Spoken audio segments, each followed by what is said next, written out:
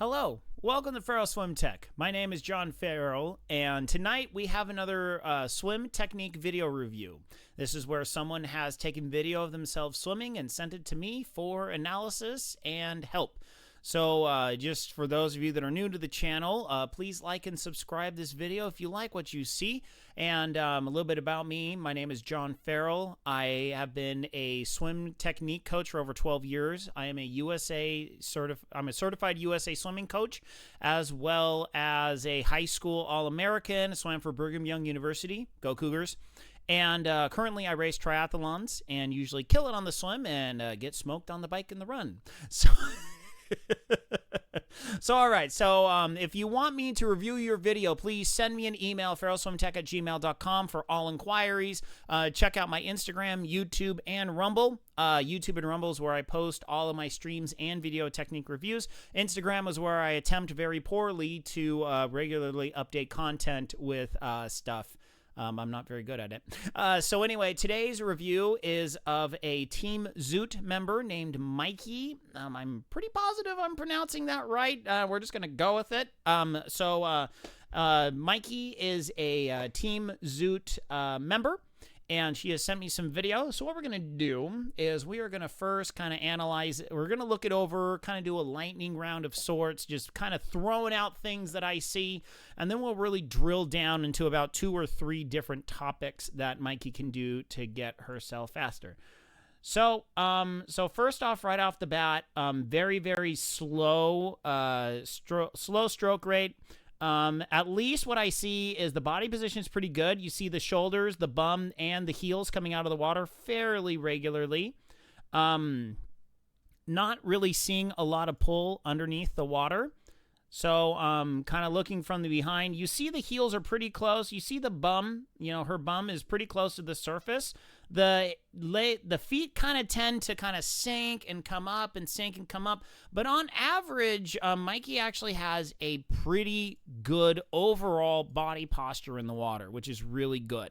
So we're gonna shift over to this one.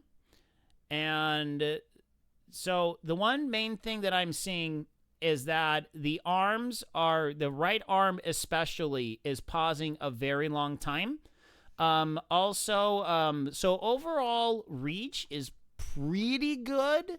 There's obviously not a lot being pushed underneath the water. Overall breathing technique is pretty good. Here, let's get to this underwater one right here. So she's putting her hand down in the water and pushing down pretty far and not really getting that strong push here. More of the push is here. Yeah, the emphasis is on the vertical most definitely. And that's why Maiki is not getting a whole lot of push backwards. Okay. So overall, a couple of takeaways that I'm seeing so far is number one, pretty good swim posture. So usually one of the reasons why people are not going as fast as they should is because they're basically swimming like this. Their legs are down here and their head is at the surface. So Maiki's posture is really close to the surface. And the bottom dips down a little bit, but then it gets it up, then down, then up, then down, then up. So she's doing pretty good with this. So the biggest issues that I see is number one, stroke cadence. So stroke cadence overall is really, really slow. So if let's see here, we can play is this a 25-yard pool? Yeah, it's a 25-yard pool. Okay, so let's see how many strokes she takes for a full 25. So 1, 2, 3, 4, 5, 6, 7, 8, 9, 10, 11, 12, 13, 14, 15, 16, 17, 18, 19, 20, 21, 22, 23, 24, up So I would guess Mikey's going about 30-ish strokes per 25. Honestly, okay, the only thing that I could say is this pool does appear to be longer than a 25-year pool. I'm pretty positive this is a 25-year pool. Unfortunately, I cannot confirm this is a 25-year pool. But it looks like Mikey's going about 30 strokes per... Oh, I'm sorry. I totally didn't have that on analysis. None of y'all saw that. I'm so sorry. All right. That is a definite user error, 1,000%. But something I want to show is on this one. So one of the biggest problems that most people have is that they're not continuously moving their arms. There is a definite hitch somewhere in their stroke that's creating a massive dead spot. And you can really see this later on in the 25. So right there. And pause. And pause. And pause. Okay. So that right arm sits out way too long. So what we're going to do is we're going to slow this down. I'm going to slow this down a bit. Oops. Speed slower. Okay. So we're at 50% here, all right? So we're going to back it up just a little bit. So then forward, you see, the whole body stops right there. And stop. The right arm just hangs out far too long. Up. So that's her right arm. Stop. Now pull. So the left arm pull. Stop. Now pull. So that pulls. Stop. Now pull. All right. So that's number one thing Mikey's going to want to work on is keeping the arms moving. Now, this lends into a big discussion about gliding. Now, I've seen a lot of people talk about, well, in order to be efficient in swimming, you got to glide, glide, glide. There's a catch, and I think a lot of beginner triathletes are done a huge disservice by listening to people that say you need to glide on every stroke. And the main reason is, now, maybe there's something I'm not considering here, but the way that I'm seeing it is that, number one, if your time is slower than 2 minutes per 100, you are simply not going very fast at all, okay? Your overall speed is you are essentially walking at a very, very slow pace, okay? So slower than 2, okay, you got to understand, I am a swim snob. I'm a swim elitist, okay? I believe 130 per 100 is actually really insanely slow for an average 100 time for distance swimming. I believe a 130 per 100 is a turtle, okay? You got to understand my frame of reference here. So when you're swimming 2 minutes per 100, that is essentially you're crawling, okay? Like you are barely crawling. So just go with me here, okay? So you're already not moving very fast to begin with, okay? You simply aren't. That's just a fact. That's just a fact. And what happens is if you are reaching your arm and gliding, the water is pushing you back, essentially stopping you. So the biggest issue is that we're not generating a lot of forward speed to begin with. And then if we encourage people to glide, you're under the water. Water is pushing against your whole body, stopping you. Okay, so that is why I always, always, always recommend to slower swimmers, especially if you're 145 or slower, do not worry about gliding. It doesn't have to be fast. The arms cannot stop. Okay, that's it. Number one, arms never stop. Put your arm in the water, grab and pull, grab and pull, grab and pull, grab and pull. You can honestly be going this slow, but the arms are continuously moving. You're continuously providing forward propulsion via your arms. You have to think about it just like your bike crank, okay? You don't go, eh, eh, eh, eh. You can't do that when you're trying to climb up a 2, 3, 4% grade. And that's essentially what you're doing in water, okay? You're essentially going up about a 2 to 3% grade, or worse, if there's a bad current in the wrong direction, you're going on an uphill climb because of the way water works. Water's actively pushing against you while you're trying to move forward. Give me one. So if we're not producing a lot of forward velocity, any stoppage we have while producing a very small amount of velocity, it's going to zero us out. And that's what's happening. That's what happened. That is exactly what's happened when Maiki is swimming later on. Right here, right? Stop. And there. And then the little bit of an acceleration. So first thing Mike is going to want to do is just keep the arms moving. Okay. All right. Now I want to go back to the bench. And I want to talk about the next thing that I'm seeing. And the next thing that I'm seeing here, we're going to go back to the analysis scene real quick.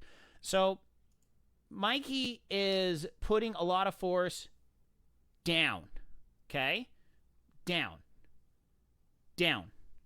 Okay. The push back is kind of an afterthought. The push backwards is kind of an afterthought, where the main emphasis is going down. You're coming from the water surface down to the bottom of the pool, and then, I'm going to hook my hand backwards. So Mikey's going to be really, really, really benefited by learning how to push downward. Okay, now we're going to go back to the bench. We're going to go back to the bench and talk about this. Crud. I did not set this up properly. Swap there. Okay, give me one sec. Let me tilt the camera down. All right, there we go. Okay, so what's happening is, let's see here. Let's scoot this back. So essentially what's happening is, she's reaching forward, pushing down, and then kind of like, okay, now I'm going to push backwards. And there's no real grabbing and pushing back through here. So just remember, if we want to go forward, okay, we got to push everything backwards. So instead of pushing down, okay, having our force push the water down, we want to grab the water and push it, as in reaching up and pushing down. Okay, we want to grab and push through here to where we're not pushing down with our shoulder. We're reaching forward with our shoulder, grabbing it, putting our hands on a massive ball, and then pushing that ball backwards. So we're here with our left arm, grabbing. Remember, elbow out. We'll shift it to the front camera in a second. But we're going elbow out, hand in, and that arm is pushing down through here instead of down into the floor. Okay? So if we don't want to push down, we want to grab, keep our elbow bent, hand down, and then push. Okay? We're coming from here to here. Here to here. Okay? So an easy way to work on this is find a weight bench like this, something that's got a very skinny center of support, something that you can easily grab and bring your hand just to the right of the support. And we'll swap the camera angle here. But you can see this really good on the side. My arm is here. We're pushing down to here. My elbow is bent at a 90 degree at this point, and then we're going to push back to where our arm is nice and solid. So this is you can get these weight benches for pretty cheap. I'm gonna have a link tree in the comments. There's an Amazon link on there for my preferred items, my kind of like my recommendations. This weight bench is on that list. This is a really good weight bench. It was pretty cheap, holds a lot of weight, so you can do your weight stuff on it, or you can do your swim training on it. So you grab it here, and just keep that arm here. Bring it to 90 under your body. Push all the way back. Push, push, push. All right. So we're gonna swap the cameras real quick. Swap it back to the front. Let me move my chair out of the way real quick. And there you go. Okay. So now we got the front camera. So as you can see, we're going to be reaching forward instead of pushing it down. We're going to grab that water, bend that arm till about 90 degrees. So if you're kind of on a normal weight bench, this is probably about 18 or so, probably about 24 inches off the ground, somewhere around there. So you're going to reach forward in line with your head, So you're going to be here, grab to 90, push straight down. Grab, keep that hand flat to the water surface, get it to here, push back.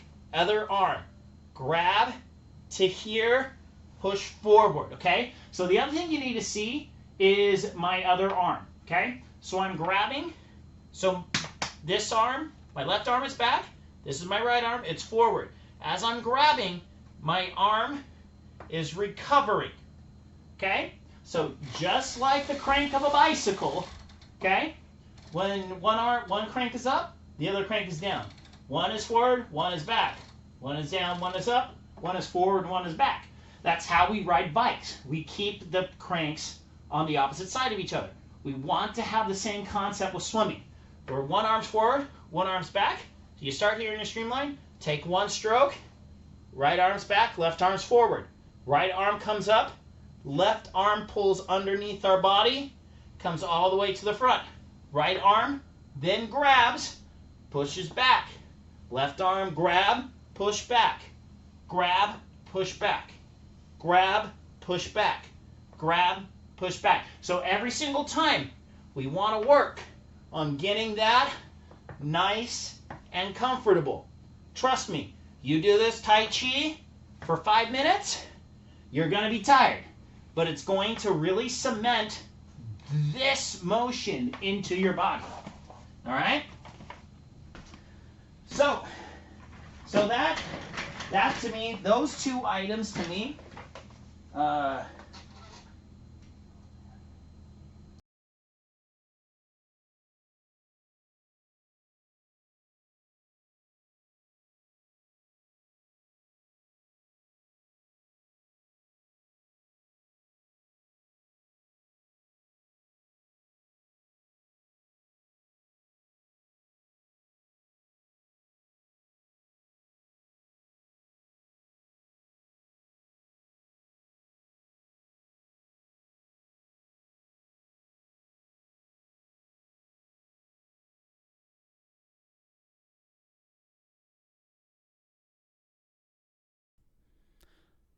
all right. Okay, we're good now. I am so sorry. Just had to hit the unmute button. I do apologize for that. So basically what we're trying to do is, number one, what we want to do is eliminate the dead spots. Okay? So those are the two main, okay. Frito, we're going to edit all of that out. Okay, I don't have time to edit these things. I do apologize. So basically what Maiki wants to do is, first off, got to work on eliminating that dead spot. The mental idea is biking. One arm is under the water, the other arm is moving forward, and then immediately the next hand engages with the water. Remember, it doesn't have to be fast. Just cannot stop. Okay, we start there, 100%. We just want to start with arms never stopping. So then once we start learning how to get into that rhythm where we're continuously moving our arms every single time, Then you're going to be able to really understand what your stroke count is per 25. All right. So then what do we do from there? How do we take our stroke count per 25 and figure out how to make our stroke more efficient? Okay. So we make our stroke more efficient through two means: power, arm speed.